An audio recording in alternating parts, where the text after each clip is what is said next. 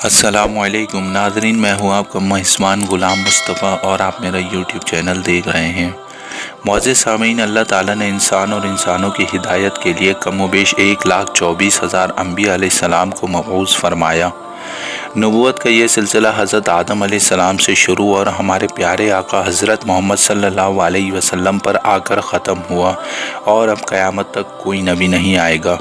معزز سامعین، آج تک جتنے بھی نبی اور رسول اللہ تعالیٰ کی جانب سے مبعوث فرمائے گئے، تمام کا مقصد واحد دعوت توحید تھا۔ سامعین، حضرت آدم علیہ السلام سے لے کر حضرت نوح علیہ السلام تک اسلام اور توحید کا گلشن مہکتا رہا، اور تاریخ و حدیث کے مطابق تمام انسان اسلام پر قائم تھے۔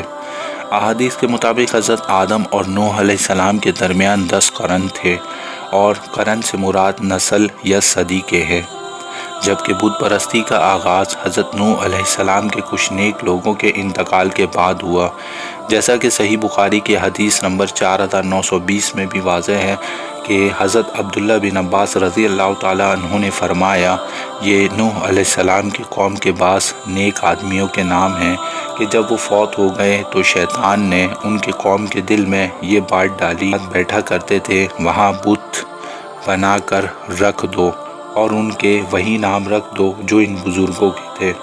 انہوں نے ایسا ہی کیا۔ اس وقت بتوں کی پوجا نہیں ہوئی۔ جب وہ لوگ فوت ہو گئے اور علم مٹ گیا تب ان کی پوجا ہونے لگی۔ حضرت عبداللہ بن عباس رضی اللہ تعالیٰ عنہ نے فرمایا، نوح علیہ السلام کے قوم کے یہی بت بعد میں عرب میں پوجے گئے۔ تفسیر ابن ابی حاتم میں بھی کچھ اسی طرح کے واقعات کا ذکر کیا جاتا ہے کہ ایک مرتبہ ابو جعفر محمد باقر نماز پڑھ رہے تھے کہ حاضرین میں سے ایک نے یزید بن محلب کا ذکر کیا۔ نماز سے فارغ ہو کر انہوں نے فرمایا، تم نے یزید بن محلب کا ذکر کیا ہے، وہ اس علاقے میں قتل ہوئے جہاں سب سے پہلے غیر اللہ کی پوجا ہوئی تھی۔ انہوں نے ود کے بارے میں فرمایا کہ وہ ایک نیک آدمی تھا جو قوم میں ہر دل عزیز ہوا کرتا تھا۔ جب وہ فوت ہو گیا تو لوگ شہر بابل میں اس کی قبر پر بیٹھ گئے اور بہت زیادہ غمگین ہوئے۔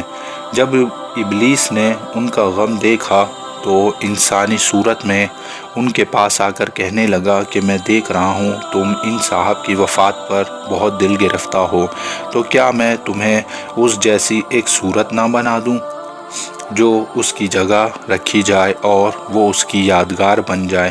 انہوں نے یکجا ہو کر کہا کہ ہاں بنا دو۔ اس ود کا ایک بت بنا دیا۔ انہوں نے اسے چوپال میں رکھ لیا اور اسے یاد کرنے لگے اور اسی کی باتیں کرنے لگے۔ سامعین، جب ابلیس نے دیکھا کہ لوگ ود کو بہت زیادہ یاد کرتے ہیں تو کہا، کیا میں تم میں سے ہر شخص کے گھر میں اسی طرح کا ایک مجسمہ بنا دوں جس کو دیکھ کر وہ اسے یاد کرے؟ انہوں نے کہا کہ ہاں بنا دو۔ اس نے ہر شخص کے گھر میں ایک بت بنا دیا۔ وہ اس کو دیکھ کر اللہ کے ولی ود کو یاد کرتے تھے۔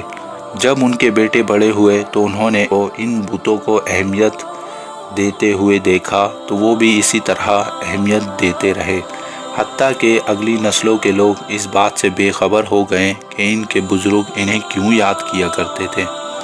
البتہ انہوں نے آہستہ آہستہ ان کی عبادت شروع کر دی۔ چنانچہ سب سے پہلے جس مخلوق کی عبادت کی گئی وہ ود بزرگ کا بت تھا۔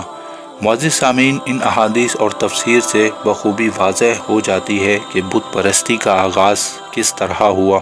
میں امید کرتا ہوں سامعین یہ ویڈیو آپ کو پسند آئی ہوگی۔ چینل کو سبسکرائب کرنا اور لائک کرنا نہ بھولیں۔ شکریہ۔